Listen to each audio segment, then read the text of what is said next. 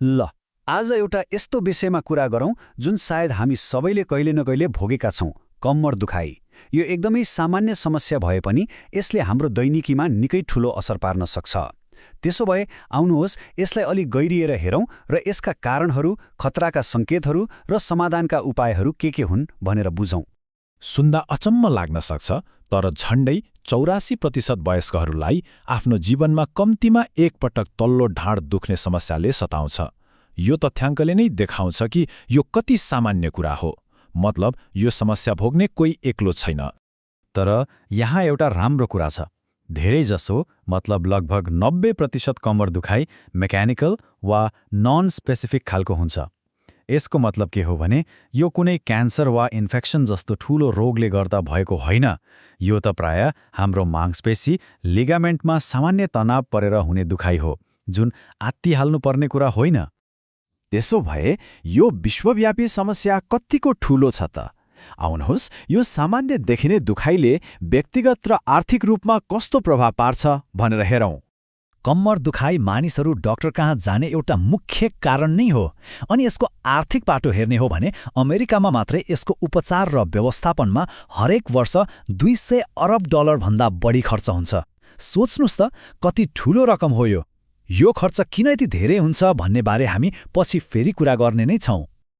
अब खासमा यो दुखाइको पछाडिको कारण के हो त? आउनुहोस् यसको रहस्य खोतल्ने प्रयास गरौँ र दुखाइका विभिन्न प्रकार र कारणहरू के हुन सक्छन् भनेर बुझौँ। दुखाइको समयलाई बुझ्न एकदमै जरुरी छ। एक्युट दुखाइ भनेको त्यस्तो दुखाइ हो जुन 6 हप्ताभन्दा कम समयका लागि हुन्छ, प्राय कुनै चोटपटक वा तनावले गर्दा। तर यदि दुखाइ 12 हप्ताभन्दा बढी टिक्यो भने त्यसलाई क्रोनिक भनिन्छ। यो चाहिँ अक्सर उमेर बढ्दै जाँदा शरीरमा आउने परिवर्तनहरूसँग जोडिएको हुन सक्छ। अब यो मेकानिकल दुखाइ कहाँबाट आउँछ त? हेरौँ है।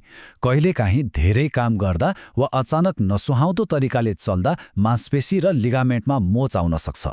अनि हाम्रो मेरुदण्डको हड्डीबीचमा हुने डिस्कहरू जुन कुशन जस्ता हुन्छन्, ती समयसँगै कमजोर हुँदै जान्छन्।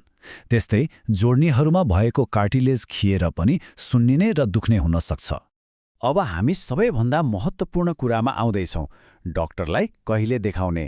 हामी रेड फ्ल्याग अर्थात् खतराका सङ्केतहरू कसरी चिन्ने भनेर सिक्नेछौँ। यो जानकारीले सही समयमा सही कदम चाल्न एकदमै मद्दत गर्छ।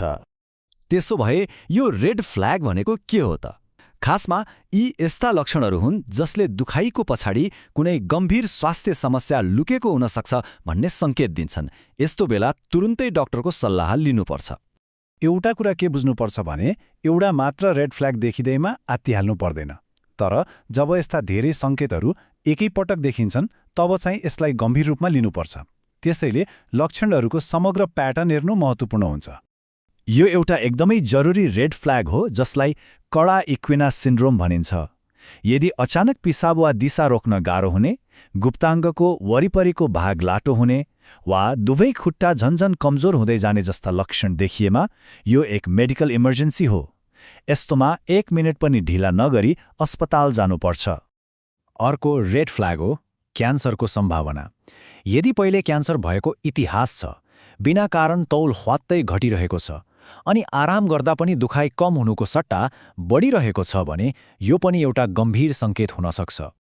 अब कुरा गरौँ हड्डी भाँचिने जोखिमको। यदि कुनै ठूलो दुर्घटना जस्तै लड्ने वा ठोक्किने भएको छ भने, वा उमेर 70 वर्षभन्दा माथि छ, लामो समयदेखि स्टेरोइड जस्ता औषधिहरू खाइरहेको छ, वा ओस्टियोपोरोसिसको समस्या छ भने मेरुदण्डको हड्डी भाँचिने जोखिम बढ्छ। ल, खतराका सङ्केतहरू त बुझियो। अब दुखाइ कम गर्ने उपायहरूतर्फ लागौँ। यहाँ हामी प्रमाणमा आधारित साँच्चै काम गर्ने तरिकाहरूमा केन्द्रित हुनेछौँ। धेरैजसोलाई के लाग्छ भने ढाड दुख्यो कि तुरन्तै एक्सरे वा एमआरआई गरिहाल्नुपर्छ।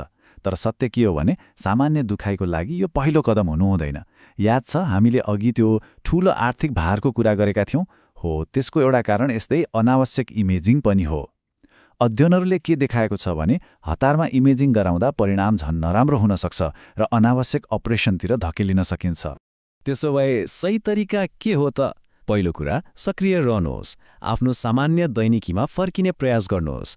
दोस्रो, फिजियोथेरेपी, मसाज वा तातोले सेक्ने जस्ता औषधि रहित विकल्पहरू अपनाउनुहोस्। र अन्त्यमा, यदि आवश्यक परेमा मात्र डाक्टरको सल्लाहमा दुखाइ कम गर्ने औषधि जस्तै आइबुप्रोफेन वा मांसपेशीलाई आराम दिने औषधिहरू लिन सकिन्छ। उपचार त भइहाल्यो, तर फेरि यो समस्या नआओस् भनेर के गर्ने त? हाम्रो अन्तिम खण्डमा हामी भविष्यमा ढाडलाई कसरी स्वस्थ राख्ने भन्ने योजनाबारे कुरा गर्नेछौँ। ढाडलाई स्वस्थ राख्ने 3वटा मुख्य उपायहरू छन्।